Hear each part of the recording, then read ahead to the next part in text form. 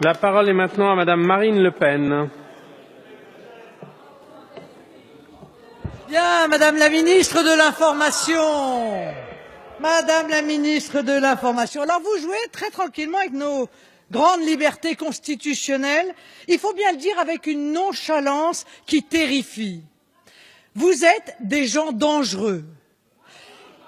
Oh oui, vous êtes des gens dangereux. Et je vais vous dire, ce que vous êtes en train de faire aujourd'hui, vous le porterez tout au long de votre mandat. Vous croyez que c'est une petite loi que vous êtes en train de faire passer entre des lois qui vous apparaissent beaucoup plus importantes parce qu'elles donnent de l'argent à vos amis et à ceux qui ont fait vos campagnes. Mais c'est cette loi-là, celle-là précisément, qui restera attachée à votre mandat et à mon avis qui sera une tache indélébile sur vos carrières dont vous êtes si fiers.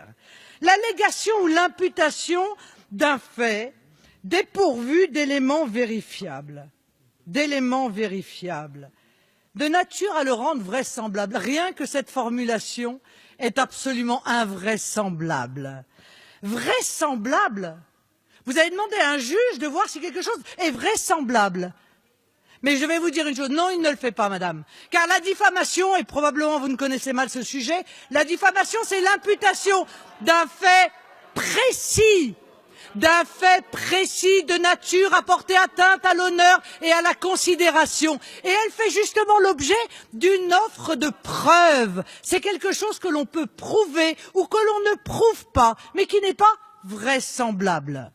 Alors, encore une fois, vous évoquez des choses qui sont extrêmement graves avec légèreté. Vous parlez du retrait rapide des contenus en ligne, mais en réalité c'est l'équivalent d'une saisie, de la saisie d'un journal, de la saisie d'un livre. Alors permettez-moi juste de vous rappeler une chose, les juges ne le font plus, tellement c'est une atteinte grave, et surtout ils ne le font plus parce que votre fameuse CEDH a condamné la France précisément le jour où pourtant le docteur Gubler, violant son obligation de médecin, avait écrit un livre sur François Mitterrand et sur sa santé. Voilà.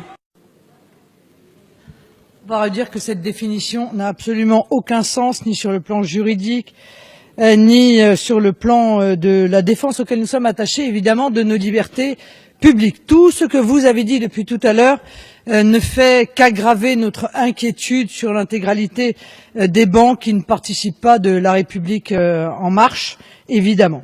Ce qui m'inquiète plus, ce sont les propos que vous tenez également à côté de ce débat, Madame Mouchou, notamment quand on s'est posé la question de savoir mais à qui s'adressait ce texte, c'est-à-dire qui, en gros, vous alliez faire condamner parce qu'il avait mal pensé ou parce qu'il avait mal parlé. Et vous avez dit, les journalistes ne seront donc pas menacés par ce mécanisme, car ils ne diffusent pas délibérément des fausses informations. Quand cela arrive, ce sont des erreurs. Voilà donc votre pensée, c'est que les journalistes sont incapables de diffuser une fausse information. C'est malheureux parce que je crois que vous avez pourtant fréquenté la 17e chambre et qu'ils sont condamnés à peu près tous les jours pour diffamation. C'est-à-dire que tous les jours, des magistrats considèrent qu'ils n'ont pas fait preuve de bonne foi et qu'ils ont atteint l'honneur et la considération de toute une série de personnes qui, évidemment, continueront à essayer de s'en défendre. Alors que vous ayez cette pensée-là est assez inquiétant parce que du coup, ça limite quand même considérablement le champ de ceux à qui vous voulez couper le sifflet. Et donc j'ai bien compris à l'issue de cette déclaration que ce ne sont pas les journalistes qui sont touchés ou que vous voulez toucher, mais que ce sont donc bien vos adversaires politiques. Merci de cet aveu. Donc si j'ai bien tout compris, parce que c'est pas facile de tout comprendre compte tenu des modifications de ce texte au cours des débats, modifications substantielles quand même, puisque on a évoqué tout à l'heure la définition même de la fausse information. Votre objectif est en réalité de créer une forme de transparence pour savoir si des plateformes ne seraient pas sous des influences financières et accessoirement des influences financières étrangères. Bon, vous m'arrêtez si je me trompe, mais il me semble que ça ressemble beaucoup à ce qu'avait décidé le président Poutine il y a quelques mois, qui a fait hurler l'intégralité de la classe politique française lorsqu'il avait demandé, dans une loi, à ce qu'il y ait une forme de transparence et que les ONG, qui ont une influence très importante, évidemment, dans l'opinion du fait de leur action, que les ONG déclarent si elles sont elles-mêmes financées par des fonds étrangers. Encore une fois, vous étiez tous, sans exception, en train de considérer qu'il s'agissait là d'une loi liberticide. Aujourd'hui, vous réclamez la même chose. Soit, moi ça me pose pas véritablement de problème, mais je pense que dans ce cas-là, et c'est le sens de mon amendement, il faut aller au bout de la transparence. Et je pense que les électeurs ont aussi le droit de savoir quels sont les financements que touchent les médias, et notamment les financements d'État. Combien chaque média touche par an? Il ne s'agit pas de remettre en cause ce financement, il s'agit de dire combien est-ce qu'ils touchent et accessoirement quels sont les avantages fiscaux dont ils ont bénéficié au cours des 12 derniers mois.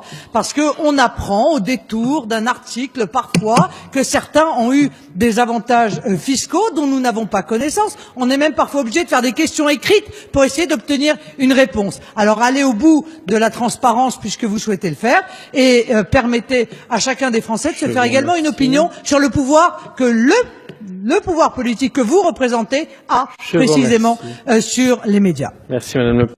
Donc en réalité, vous nous avez fait une loi en touchant, encore une fois, à notre liberté fondamentale qui est la liberté d'expression et au-delà de ça, en réalité, la liberté d'opinion. Depuis le début de ce débat, vous nous expliquez que vous avez beaucoup réfléchi, beaucoup travaillé, beaucoup consulté, beaucoup étudié, j'en passe et des meilleurs. Et puis en plein milieu du débat, vous venez nous dire, ben non, pour finir, ma définition est nulle, ça tient pas la route, alors j'entends la changer. Et vous nous proposez un truc qui est peut-être encore pire que la première version. Alors maintenant, ça donne l'allégation ou l'imputation d'un fait inexact ou trompeur. Inexact. Ben, je vais vous dire déjà, inexact, c'est un peu compliqué pour un magistrat. Inexact par rapport à quoi? Inexact pour qui? Pour les journalistes de Libération? Pour les journalistes de Valeurs Actuelles? Je pense qu'ils n'ont pas exactement la même vision des choses. Donc en réalité, se dessine au fur et à mesure des débats une loi qui est une vraie loi de censure des opinions, dans laquelle il n'y a pas de victime, car vous nous avez expliqué tout à l'heure que, à la différence de la diffamation, on n'a pas besoin d'avoir une victime pour saisir le juge. On peut saisir n'importe quelle opinion que l'on considère inexacte ou trompeur par rapport à quoi? À votre objectif.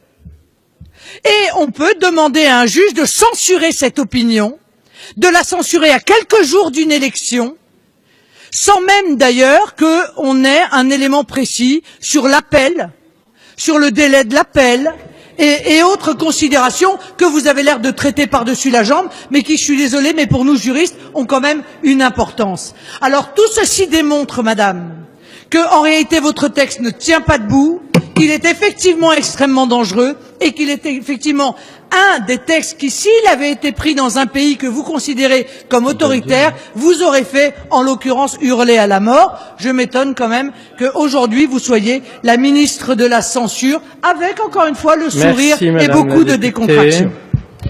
La parole